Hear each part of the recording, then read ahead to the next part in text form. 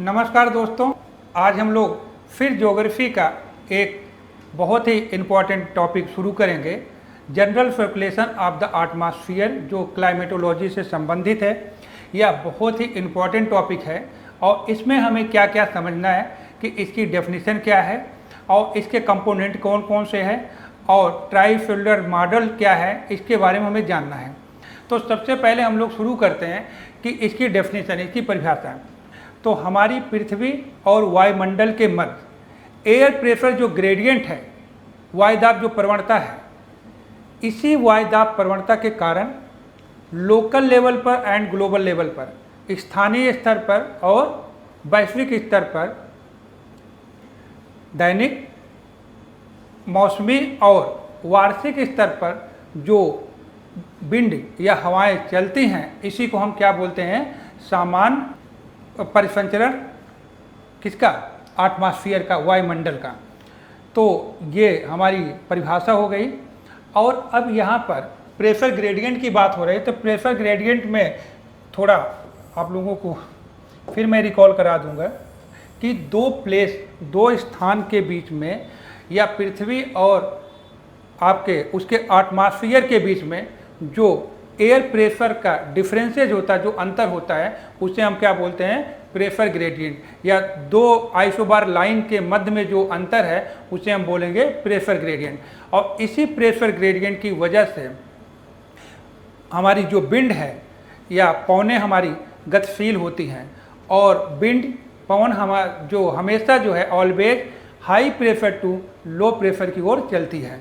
तो इसी से रिलेट करके टॉपिक शुरू किए हैं। तो सबसे पहले इस पे जो डेफिनेशन के बाद हम लोग बात करेंगे कि इसमें मेजर 3 कंपोनेंट हैं, 3 जो है कंपोनेंट हैं। और इन तीनों कंपोनेंट के हम विस्तृत जो है चर्चा करेंगे। एक जो विंड वाला टॉपिक आएगा या उससे रिलेट करके अगला टॉपिक आएगा।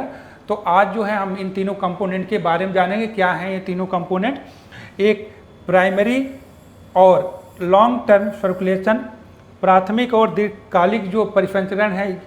दूसरा सेकेंडरी सर्कुलेशन, टर्शरी सर्कुलेशन, द्वितीयक और तृतीयक परिसंचरण। ये मेजर जो है एटमॉस्फेरिक सर्कुलेशन के कंपोनेंट हैं। अब इन कंपोनेंट के सब पार्ट भी हैं। तो सब पार्ट की अगर हम बात करते हैं, प्राइमरी अगर सर्कुलेशन की बात करते हैं, तो इसमें permanent wind, jet stream, Walker cell, southern oscillation, मतलब स्थायी पौने में trade wind, westerlies wind, polar wind, ये सब आती हैं। उसके बाद जेट स्ट्रीम, वाकर सेल और सदर्न ऑसिलेशन। देखो ये सारे टॉपिक जो इसके सब पार्ट हैं, ये अपने आप में एक टॉपिक हैं। और इन हर एक टॉपिक को हम आगे जब वीडियो बनेगा तो उसमें विस्तृत चर्चा हम जरूर करेंगे। और इसके बाद सेकेंडरी सर्कुलेशन। सेकेंडरी में साइक्लोन, एंटी साइक्लोन, मानसून और एयर मास, ये है।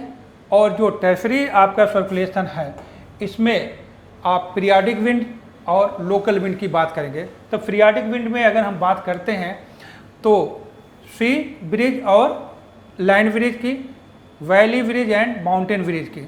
लोकल में लू कह सकते हो, हरमट्टन कह सकते हो, ये सारी जो विंड है, चिनूक कह सकते हैं, फॉन कह सकते हैं, सारी लोकल विंड है।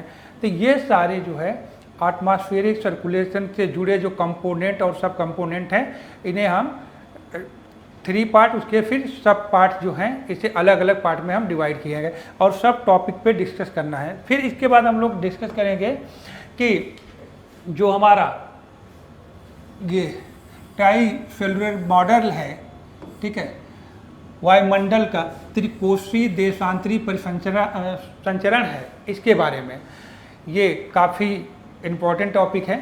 थोड़ा हम इसके बारे में जानते हैं, इनके थोड़ा नाम के बारे में जानते हैं।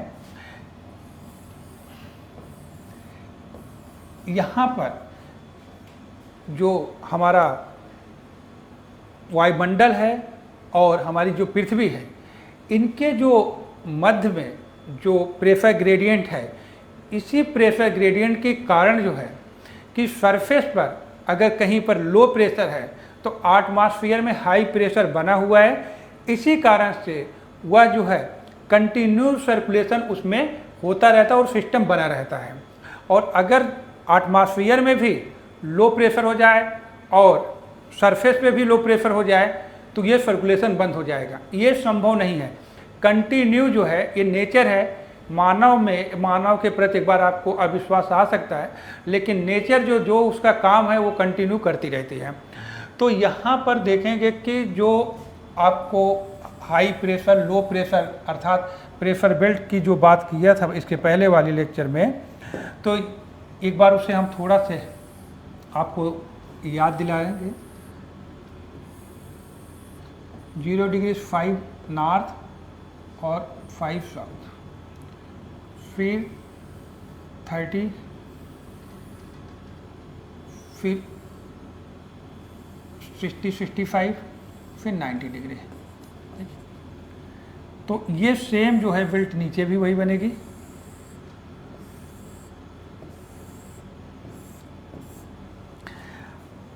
अब यहाँ पर सभी जगह देखोगे कि ये इक्वेटोरियल लो प्रेशर बेल्ट है।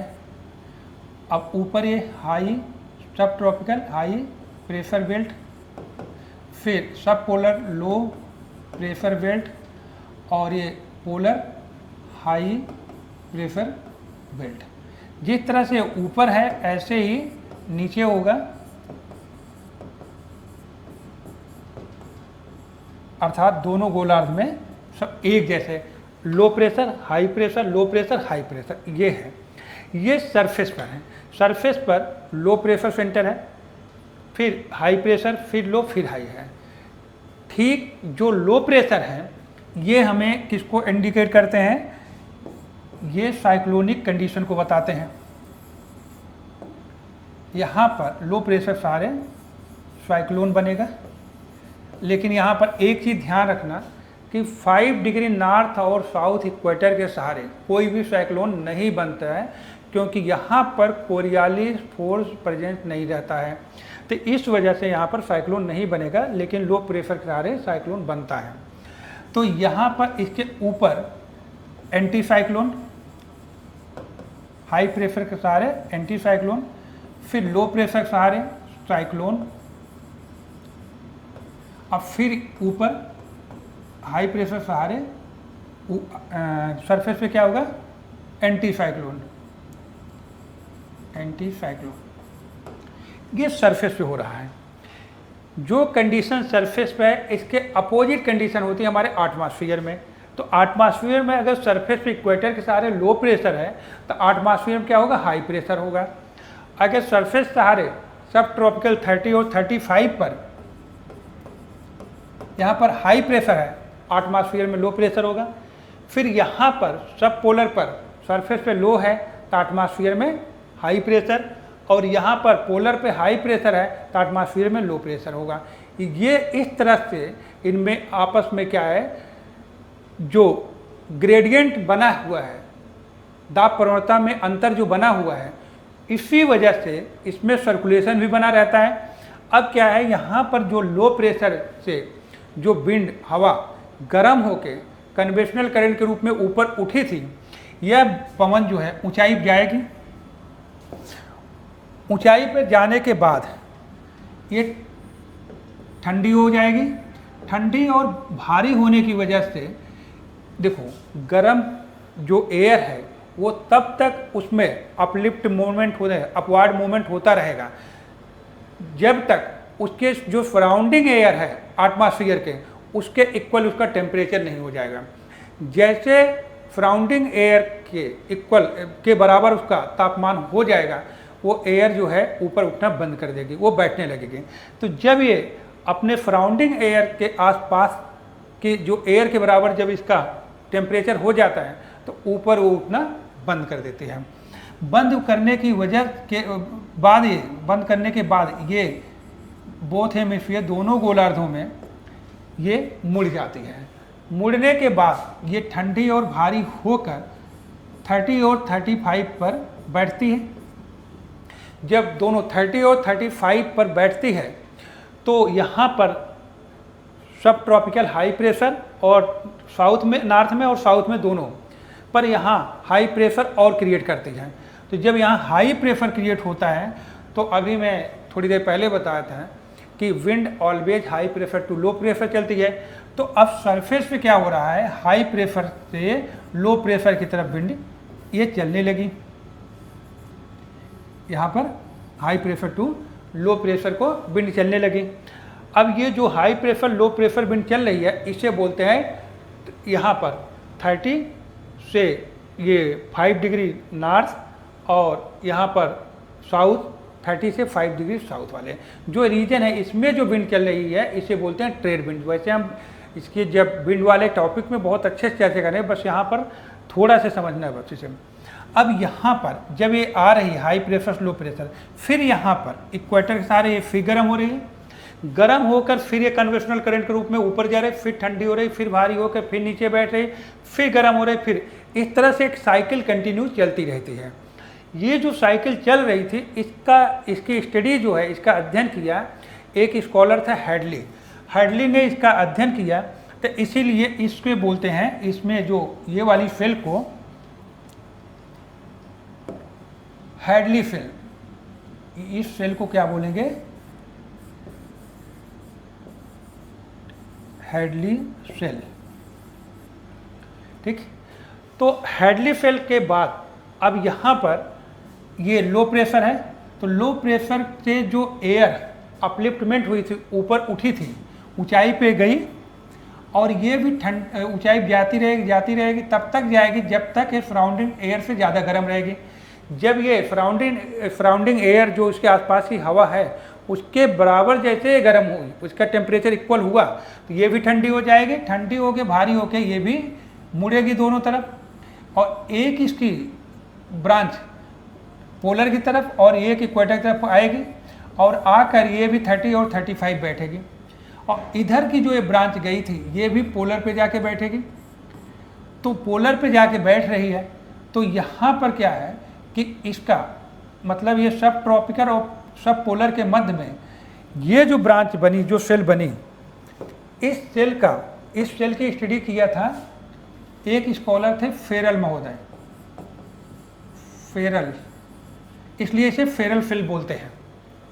और जो ऊपर वाली सेल है इसके बोलते हैं पोलर सेल, पोलर सेल। अब देखो इसमें एक अच्छी समझने की बात क्या है जो आपको जस्टिफाई करेगा कि थोड़ी देर पहले मैं बोला कि अगर सरफेस पर कहीं पर हाई प्रेशर है तो एटमॉस्फेयर में लो प्रेशर होगा, सरफेस पर इक्वेटर के सहारे यहाँ पर लो प्रेशर है, और एटमॉस्फेयर में देखोगे इसी के ऊपर तो यहाँ पर हाई प्रेशर बना हुआ है। तो हाई प्रेशर, तो सरफेस पे साइक्लोन, ऊपर एंटी साइक्लोन, देखो कैसे संतुलन बना हुआ है, अदरवाइज संभव ही नहीं है। अब फिर यहाँ और ऊपर देखते हैं, यहाँ पर हाई प्रेशर है, सब ट्रॉपिकल हाई प्रेशर बेल्ट, तो इसके हाई प्रेशर मतलब एंटी साइक्लोनिक, और ऊपर जो है यहाँ पर लो प्रेशर है, एटमॉस्फेयर में लो प्रेशर बेल्ट बना है, वहाँ पर साइक्लोनिक कंडीशन, यहाँ एंटी साइक्लोनिक, या पहले वाले में क्या था, नीचे साइक्लोनिक ऊपर एंटी साइक्लोनिक। फिर इसके बाद सब पोलर में जब आएंगे तो सब पोलर में सरफेस पर लो प्रेशर बेल्ट है और एटमॉस्फेयर में हाई प्रेशर बेल्ट है, हाई प्रेशर बेल्ट है। ठीक, तो आप सीक्वेंस देखिए, सरफेस पर लो, एटमॉस्फेयर में हाई, सरफेस पर हाई, एटमॉस्फेयर में लो, सरफेस पर लो, एटमॉस्फेयर में हाई। तो इस तरह से ये जो प्रेशर ग्रेडियंट या डिफरेंसेज है कि दोनों में, इसी वजह से, डिफरेंसेज की वजह से ये कंटिन्यूस सर्कुलेशन चलता रहता है। और ये जो सर्कुलेशन है एवरी जो है लॉन्गिट्यूड के सहारे चलेगा, सभी देशांतर रेखाओं पर ये जो आपकी हेडली फेल है, फेरल फेल है, पोलर फेल है, ये दोनों गोलार्ध में, उत्तरी और दक्षिणी दोनों गोलार्ध में हर एक देशांतर सहारे पाई जाती हैं। जो 360 देशांतर है, जो आपका लॉन्गिट्यूड है, उन सारे लॉन्गिट्यूड के सहारे ये सेल पाई जाएगी। आप ऐसे ही अगर एक लॉन्गिट्यूड लाइन ऐसे खींचते हो तो आपको यहाँ पर आपको क्या मिलेगा, हेडली, ऊपर फेरल, इधर पोलर सेल, यहाँ भी नीचे वही हाइडली फेरल, फिर पोलर सेल। इस तरह से सारे जो जितने भी देशांतर रेखाएं सबके सारे ये सारी सेल पाई जाएंगी, तीनों सेल पाई जाएंगी ऊपर नीचे। तो ये रहा आपका ट्राइसेल्युलर मॉडल। अब देखो जो मतलब high pressure low pressure cyclone हमेशा जो है लो प्रेशर सेंटर होता है और एंटी साइक्लोन जो है हाई प्रेशर सेंटर होता है। ठीक है, तो लो प्रेशर से विंड जो है, लो प्रेशर कहीं का अगर सेंटर है लो प्रेशर पे, तो बाहर से जो विंड है वो अंदर की तरफ आएगी। अगर कहीं हाई प्रेशर सेंटर है तो अंदर से बाहर की तरफ जाएगी। ये साइकिल अगर जब इसमें देखोगे ऊपर नीचे में सब जगह आपको दिखेगी। अब यहाँ भी देखो, जो यहाँ हाई प्रेशर के सहारे यहाँ लो है तो यहाँ भी हाई टू लो विंड चलेगी, ऊपर हाई है तो हाई टू लो यहाँ भी चलेगी। ठीक, तो ये जो टॉपिक जब विंड वाले में हम लोग ज़्यादा इस पर विस्तृत चर्चा करेंगे कैसे। ठीक, तो इसके बाद हम लोग एक और टॉपिक जो इससे संबंधित है वो ITCZ, inter tropical conversion zone. ये क्या है? तो इंटर ट्रॉपिकल कन्वर्जन जोन जो है दोनों गोलार्ध, सॉरी,